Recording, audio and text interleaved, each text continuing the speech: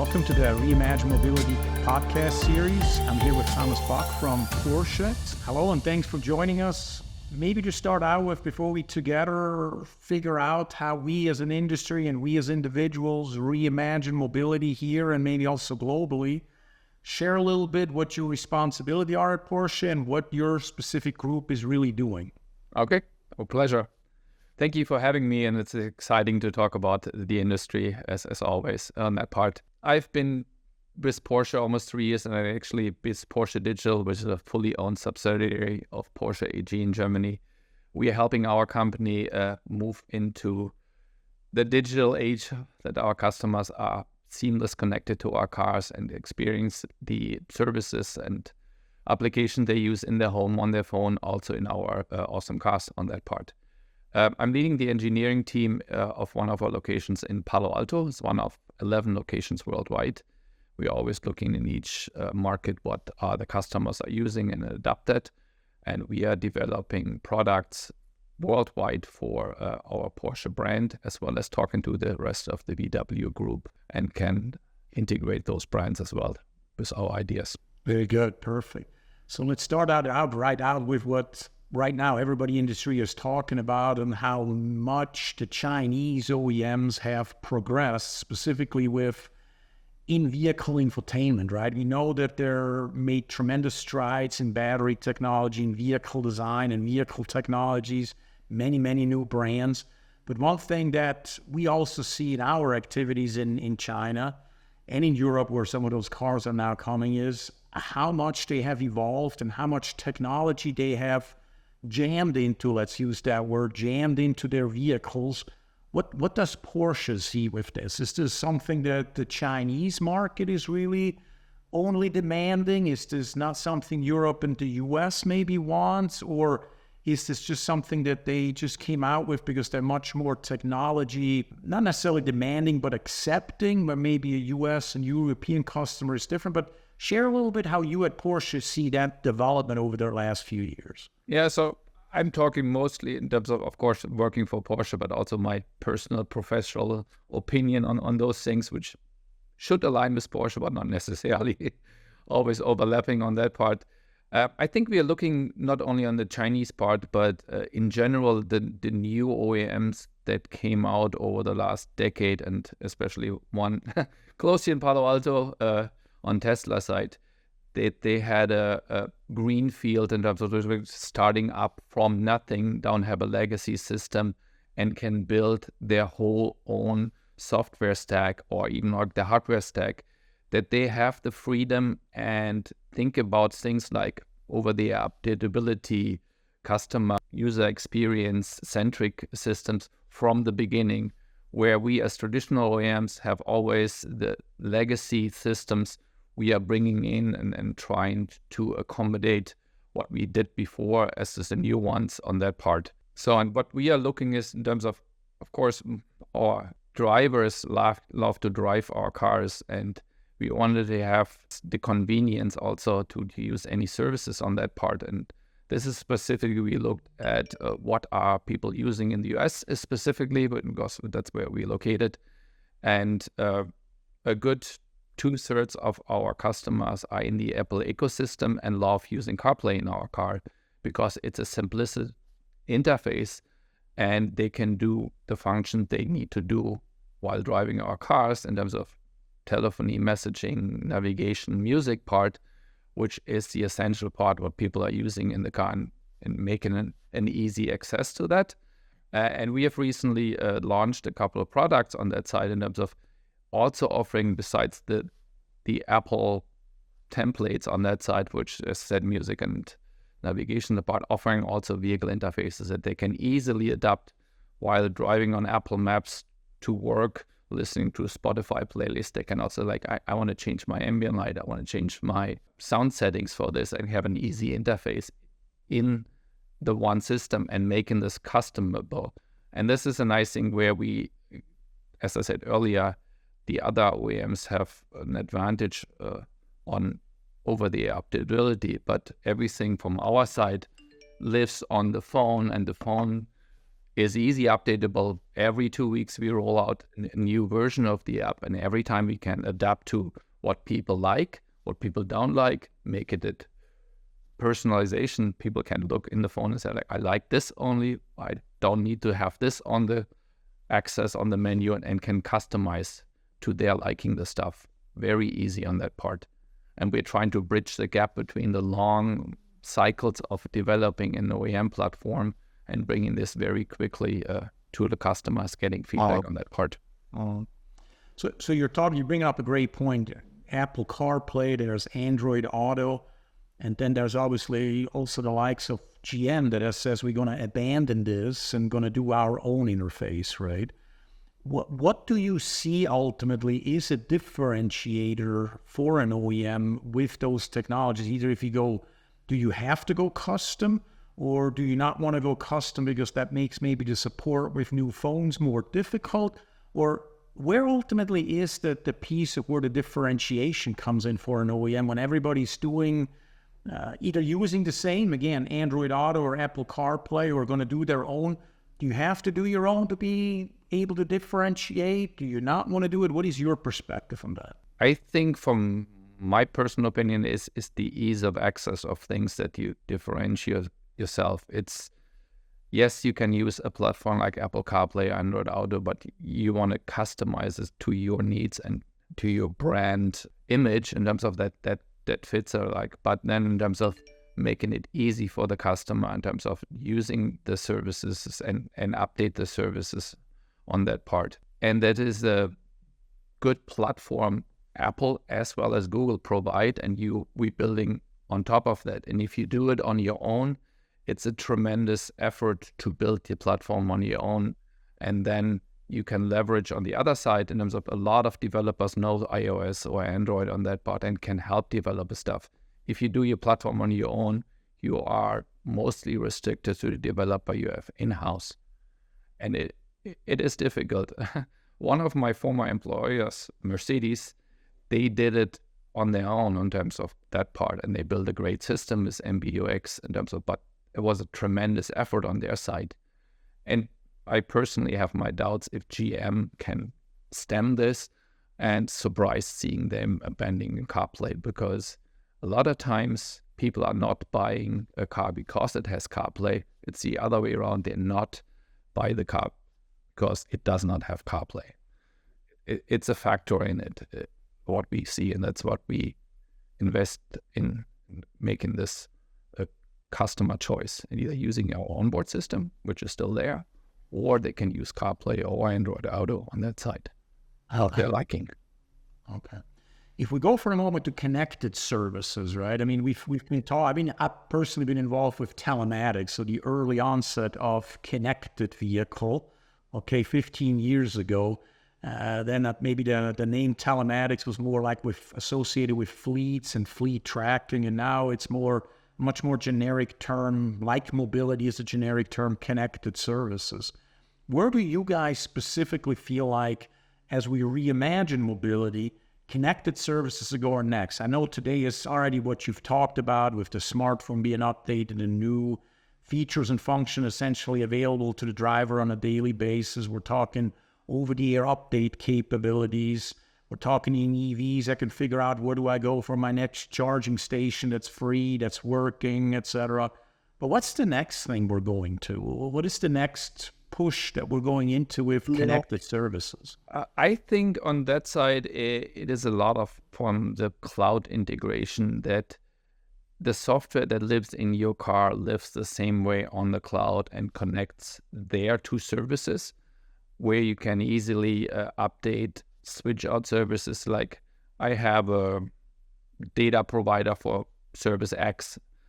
Either it's like I don't like it anymore, the data is not good. I can switch this easily out in the cloud in terms of now a different provider provides this data with the same API to the car, and it is seamlessly integrated. I can switch this out or can go out of business, and then more offerings on the other part that you can easily integrate this. And data from the car is also reported back to the back end, to the cloud, in terms of seeing the usage of systems in the car. What do our customers like, what they don't like, how often do they use things on that part, and then getting the feedback and analytics out of this and using this in terms of, oh, we built this feature, but nobody's using it. And I'm looking at why nobody's using it. Is this not working, or is it because people don't use it? And then we can easily remove this easily, and without having really an over-the-air update, is basically more a configuration side on the bike. Things are just not showing up anymore because the vehicle that lives in the cloud, that configuration has changed on that part. And of course, we rely, and I've been long in the industry, always connectivity with the next generation. So I started here, the 1G was around, and then 2G all solves it, 3G is going to solve it, and 4G is going to solve it, and 5G is going to solve it. We will always have gaps in communication, and this is what Google has done with Google Docs. You can work offline and online, and this is very seamless. Nobody really sees what's happening under the hood, that things are synchronized once we have connectivity. And that experience has to be from the start. You build a system that those things are working, and not, oh, you don't have connectivity, you see an endless spinner or something not working, or I'm waiting for the download. I know that should not happen in that part, and that seamless part that the car synchronizes with the backend. I think that's still evolving on that part. Okay. You brought up a great point. I made that point the other day.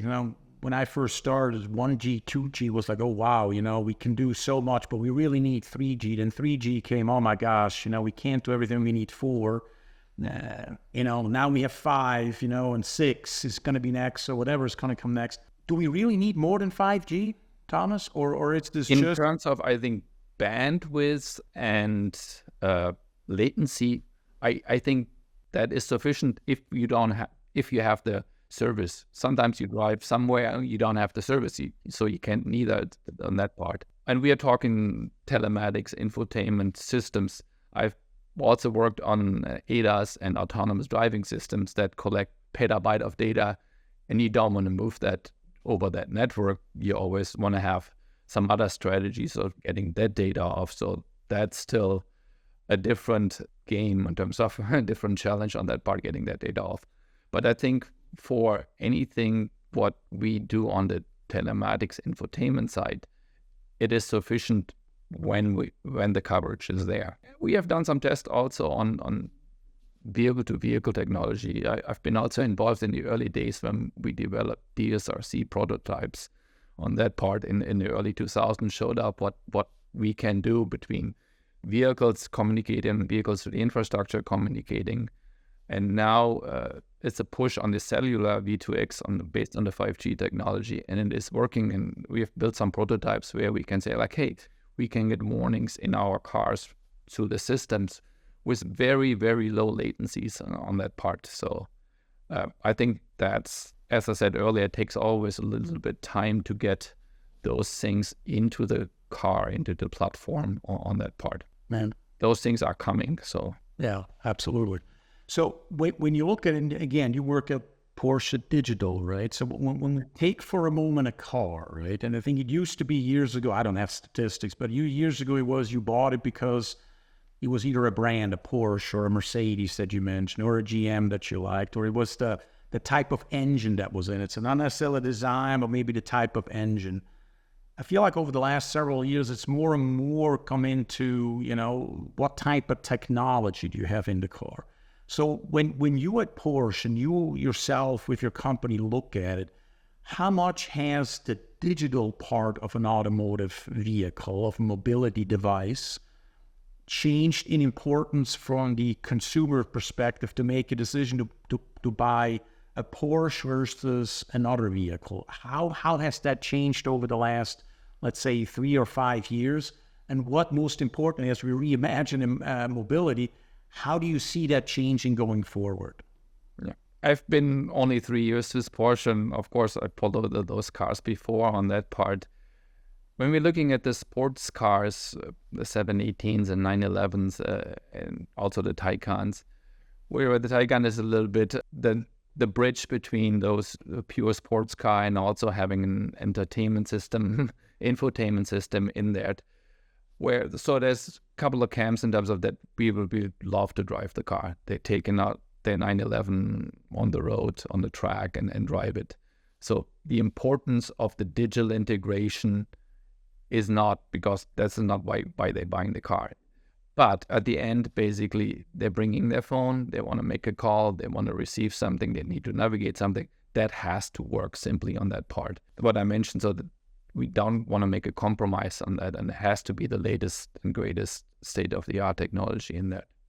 On the other hand, on the other SUV or also the Taycan platform, where you drive with a family, and then there the demand in terms of having different music services, having different entertainment services for the passenger display or for the back seat on that part, that becomes tremendous important for the current and next generation that coming up and growing up with. I have two teenagers too, like they can't live without their phone, and with it being connected and to their friends and seeing stuff.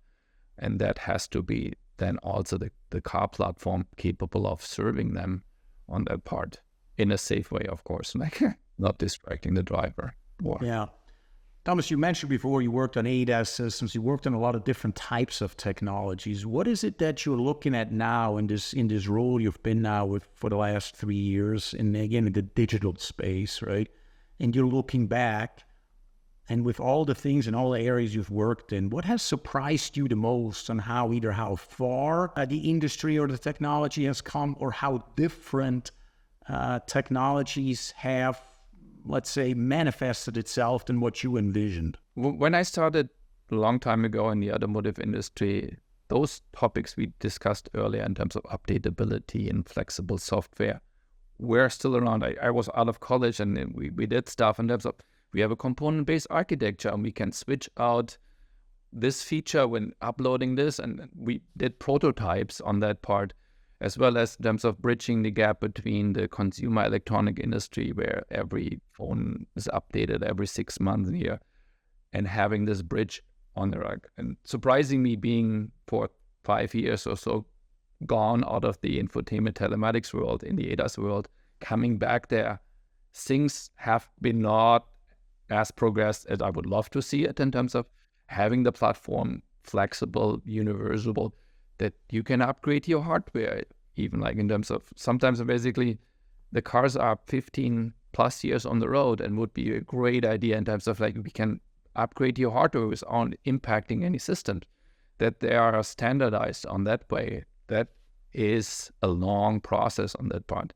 It's like, in the early days, we always talked about that the PC is a standard, and like you swap the PC out, you still run your same applications on it, but they run better and faster on that part. And this is, I think, still missing in the car industry, in that you can easily replace or upgrade the hardware without compromising on anything, because platforms and architectures keep changing on that part. So it is difficult on that part. I understand this.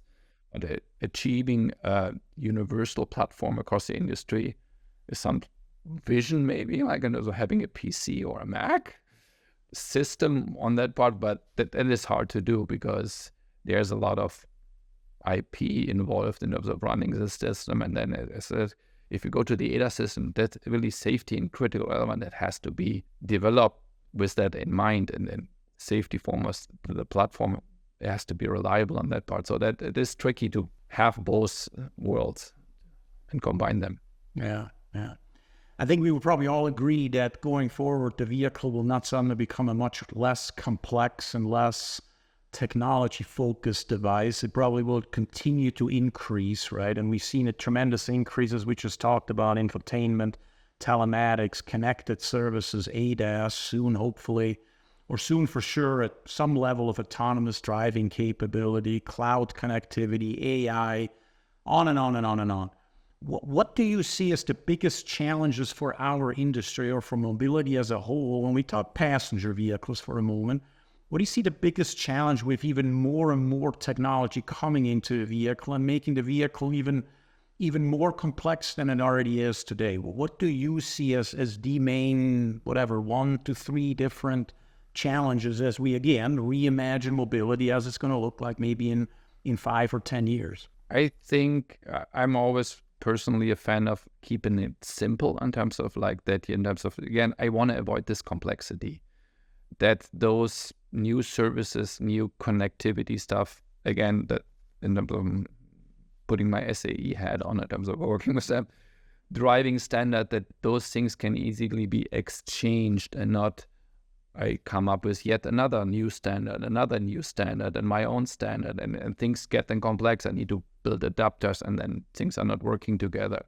I think that's the challenge in terms of making things interchangeable, interoperability on that part, while keeping the platform that runs the system in terms of really the compute platform simple, as well as having a network in the car that it is properly working and connects to the different system that's in the car on that part. How? When you look at, and again, I go back to what we experience when we work with Chinese OEM to some degree, is very much an acceptance of over-the-air updates, not a problem, do it as many times as you need, I like the technology. When I then kind of take people I know, and in our industry, at least in the US, right, there's much more of a hesitancy, and it every time seems like when you read about in the news about an over-the-air update, people say, oh my gosh, this is bad, look how bad my car is, it needs an over-the-air update. So a totally different mentality. One is giving me more features and maybe fix a few bugs, which every car has, we all know that. And on the other side, it's such an afraidness, such a bad thing. You don't want to hear about over-the-air updates because that means something was wrong and something's bad. Where do you see the future of over-the-air updates? Is it something that the consumer is going to be used like he's on a smartphone? Is it always going to be different from culture or region to region, or where do you see that as a driving force for change in the mobility?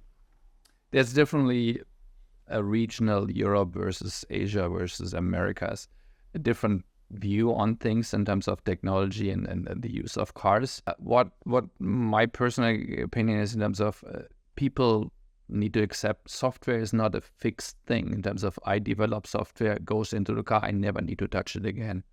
Software is a living and breathing thing. Sometimes you need to prune it up in terms of like that new things grow again, in terms of you need to update it. And those over-the-air updates should not be viewed in terms of, oh, my system has a bug. No, it's like it's the constant update of new things.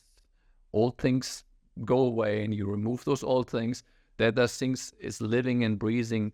And I don't want to be necessarily notified I got an over-the-air update. Now things are naturally happening and then evolving under the hood, so to speak, in car terms. That it is like, hey, the things are... I constantly see things are improving, things are growing, things are living here. I get new services, and other services like go away a little bit because they are not being used anymore. I'm working like, at the same time, I would not the mentality of fixing bugs with over-the-air update in terms of like keeping your system healthy and alive on that part. In terms of this mentality, bring this into the people's mind instead of fixing bugs, and I never recall. And it's like, this is where I think the automotive industry gets always a bad rap, and it's always a recall on so many vehicles. Like, no, this is just a natural thing that you are updating the car. Right. On a frequent interval. Two more questions for you, Thomas. One, what's the single most technology-related item that you're most excited about over the next 5 years to hit the automotive space? It's not necessarily the automotive space. I think you mentioned earlier, it is where do we go with the generative AI, and on that part, like what does it bring in terms of how much software is developed with that, how much people asking it, how's the answers. And I'm a little bit different in terms of people taking everything what an AI answers, like, oh, this is a fact. And to bridge that gap again in terms of keeping this has to be checked on some way in terms of don't believe everything what they do, and don't believe you're asking your preferred platform for AI, and then you can, I take this, they just wrote me the code for this and everything is working. It's like to find the right checks and balances for that part, and not on the automotive industry, and I think on the technology industry in general on that part. Yeah. Definitely a very big challenge that we're all facing as an industry and as a world as a whole, right, so to speak. Very good. Then last question for you in the last few minutes. What's going to be the next car you're going to buy, Thomas, and why? So I'm looking forward. My cars is part of what we're doing to excite the customers. We can track our shipment, where my car is. And so my Taycan is somewhere in the middle of the Atlantic, and hopefully after Thanksgiving, I have an electric Taycan back in my driveway on that part. In terms of like, my kids are like, I had an ICE car and combustion engine car before. Like, it's like, we not electric. Like, what are you doing? It's like, sorry. Next one was then a hybrid one, which is the Cayenne on that part, which is exciting. That gets me to work and back home on one charge. So I rarely use gas. And the kids are like, hey, why do we get an electric one? And Awesome. Really anything to the pressure. That's good. I like it. That's a good choice. It's going to be a fun car to drive, I'm sure. So very good. Thomas, thank you so much for your perspective out of your company on how we and how you reimagine mobility and with your background. Fantastic and very enlightening. Thank you so much. Thank you. You're welcome. It's exciting. Thanks for listening to Reimagine Mobility Podcast. If you like this episode, please subscribe and tell a friend.